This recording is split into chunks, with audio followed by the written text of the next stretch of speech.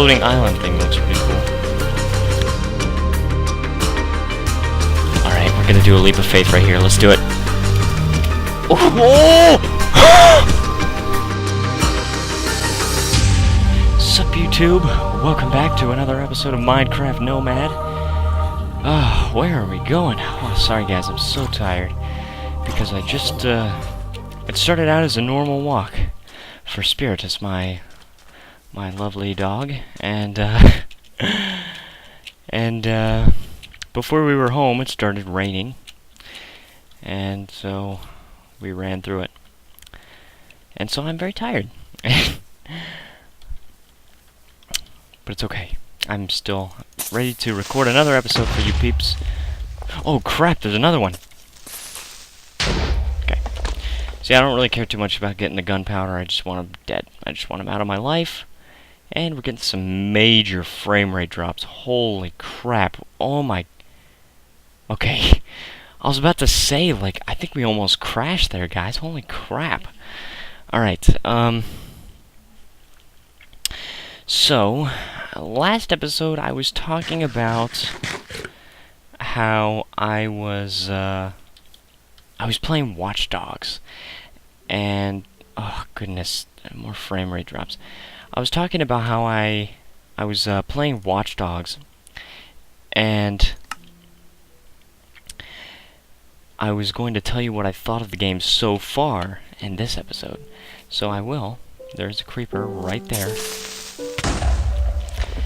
And so here it is. Basically, so far, game's amazing. Now, that doesn't mean I don't have any complaints about it, because I do. But, overall, game's amazing. Biggest complaint right now is performance, because I have a pretty good computer.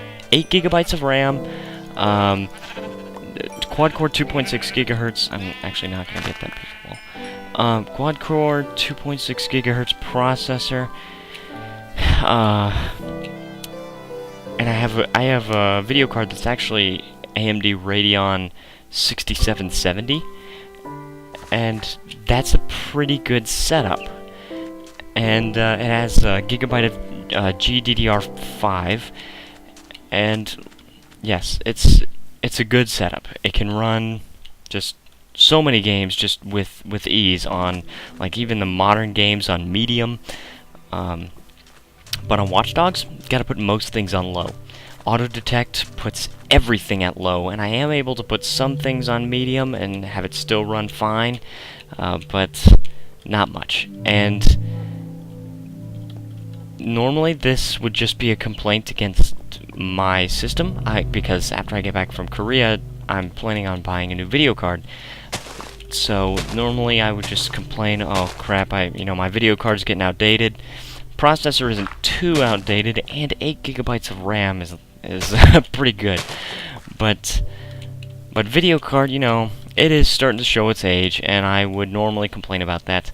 But with Watch Dogs, I looked it up to see if other people were having the same problem, and it turns out they are. They're having a lot of performance issues. And it turns out the best solution, really, is to just use a borderless window and put it on kind of like a lower resolution. So I'm not playing at 1080p, definitely not playing on full screen, and somehow that just seems to work. And I'm able to run at a steady, maybe 40 to 45 frames per second, with very few drops. I also... Oh, iron! Sweet! Gravel. Okay, we're giving up gravel. Now, that was only one block of iron, unfortunately. Yes, so... Yeah, performance, not the best with Watch Dogs. Oh, thank goodness. Not the best performance with Watch Dogs, but I found out that the company is actually planning a performance update that's supposed to fix a lot of the stuff, so hopefully I should be able to play the game at a higher resolution, or maybe higher video settings, higher level of detail and stuff. Either way, guys, the game looks amazing. Now see, notice how I didn't criticize the graphics. All I criticized was the performance. Game looks amazing, even on low. That may be partially why it's so taxing on my hardware. Oh crap. So in frame rate drops in Minecraft though. You know, I think it's partially due to the lava seas. I think that's one of the reasons, because I think lava takes more processing power and stuff. I don't know though. I don't know. But I think. Yeah, so far, the performance really my main complaint. Let me talk about the things I like about it though. First of all, story. Story is absolutely, so far, amazing. And I'm partially through Act 2, and I think there are 5 acts, maybe 4. I can't remember. I really can't remember if there are 4 or 5 acts, but I know. Actually, I think there are 5. But I have completed Act 1 and partially through Act 2. And I can definitely confirm that the story so far is really, really good. It's engaging. It makes me want to participate in the campaign. And, you know, the game is just so much makes sense. Like, it's just a really good story. And I'm really, really glad that it at least appears as though they spent so much time on it. Another thing I like about it is... Okay, well, I should be careful around this spot. Let's just use cobble because I have tons of it. Another thing I really like about the game is the realism. And as I said in the previous episode, too much realism, in my opinion, is not good. Because I don't want to play a game that is exactly like real life, and I know some gamers are different. Some gamers do want as much realism as possible. That's fine. That's not my style, though. So, when I play a game, I want there to be some amount of realism, but not so realistic that it makes it either too hard or not fun at all. And I think Watch Dogs is another game, like Thief, that balances on that line pretty well. Because you're not having to code anything, because the average person is not going to know how to code and actually hack into things like traffic lights and stuff. But you still feel like a hacker. Like, it does definitely feel like stuff you're not supposed to be able to do, or stuff that not everybody can do. And so it really balances the realism, I think. And I'm very happy about it. I'm very, very pleased with... Wow, look at this. Field of Flowers. I'm very, very pleased with the balancing of that line that they do in Watch Dogs. Let's see, what else do I like about the game? The player profiling, or not the player profiling, but the remote profiler. That thing is so cool. Oh, look at this. We found Podzol in the special biome. Yeah. Holy crap. The profiling is amazing. I love that. And you know, that actually, most of those things don't even contribute too much to the game. Most of those things are just simply for just having a great time. Like, it's really hard to explain, but like, I feel so empowered when I can see, oh, look at this guy has this deep and dark secret that now I suddenly know about, and he makes this much a year doing this for a living, and you know, with this is how old this guy is, here's his name, and I really, really like that. It just, it feels good, you know? I don't really know how else to explain it, but it just feels good. And it's really, really cool how you know that you know that a lot of the citizens' profiling is random. It has to be. They can't just sit there and choose every single person's thing. It has to be, in some ways, random. And that makes sense, okay? Because there are tons and tons of people living in Chicago. They're not going to sit down and pick all those occupations, salaries, deep dark secrets, everything. So they do pick some random ones. But they still maintain the aspect of realism. And here's how. In the game, I found a restaurant that featured al fresco dining. And there's a bat. Can I kill that bat? Yes, I can. It featured al fresco dining, and so there were people eating outside, and there were people waiting on them. There were waitresses and waiters, and when you would profile one of the waitresses or waiters, it would say, occupation, server. That is so good. Guys, that seems like it would be common sense, but it surprised me. It really, truly surprised me. Oh, wait. Crap. There. Whoa. It really, truly surprised me, and I'm very, very happy and pleased that I was able to encounter something like that. And that was not even related to a mission. Like, of course, in a mission where you're going up against Bloom Corporation's security contractors, of course, you're going to see their occupation as Bloom security contractor or security agent or something like that. Like, that makes perfect sense. But what doesn't necessarily make perfect sense for a game developer to do, but it's amazing if they did do it, is doing that kind of thing for everybody. If you see someone that's at work, you will see the correct occupation. It's really, really cool.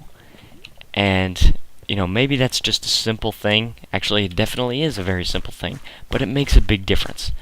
That's really, the main thing when it comes to Watch Dogs, the main thing you gotta look for, and the thing that, in my opinion, makes the most sense and is the most important for a game like Watch Dogs is immersion. If the immersion is broken, it doesn't feel good. But if you keep the immersion, it feels amazing. It feels absolutely amazing. Oh, I have 27 iron. Sweet. We're going to stop and cook this iron. That looks like some beast terrain over there. So, yeah, that's, 3, 4... That should be enough to cook the iron. Yeah, the immersion in Watch Dogs is very, very rarely broken. Sometimes I do encounter times when the immersion is kind of broken, but those times are pretty few and far between. For instance, if you're just casually walking up to a criminal, like say it says, oh, CTOS, crime detected, and you're just casually walking up to the criminal, maybe not walking to him, just walking by him like anybody else, and he knows it's you and starts to get scared, and he will eventually get scared off and not commit the crime, even though there are other people around. That does break the immersion a little bit.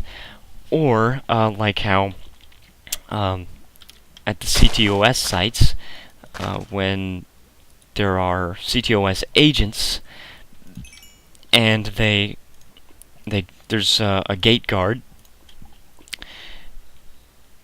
It's yeah, and when other people are just walking by the gate, just like you are, and you just stroll by the gate, and the guy picks you out and says, "Hey, you punk, get out of here."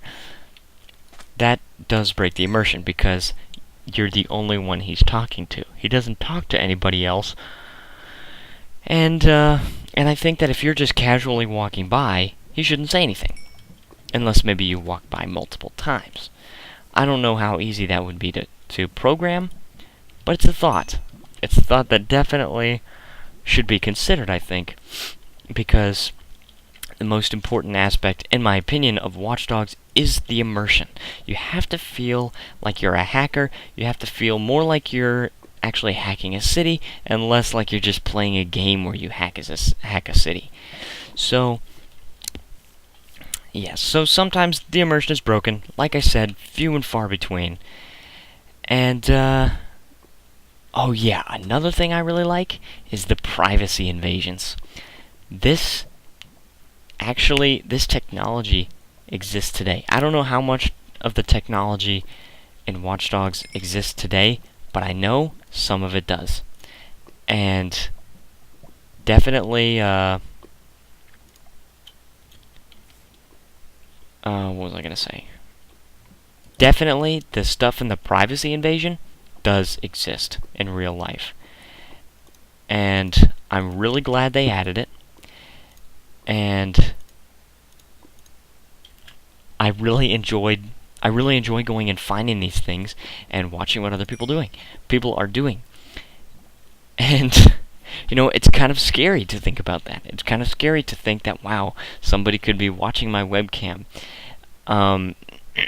What's really a lot scarier, though, is when you go into the CTOS servers and they have video logs and you can see, like, different things that have cameras in them. Like, they had a trash cam that would scan everything, like, profile the person who walked up to the trash can and scan everything that the person threw in the trash can. I'm not sure if that kind of technology exists. But I know that people could definitely hack into a Kinect camera if you got an Xbox One or Xbox 360, and they could definitely hack into your webcam. That's why I have a webcam, but it's not facing forward. It's facing the wall, and it's only facing forward when I'm actually using it.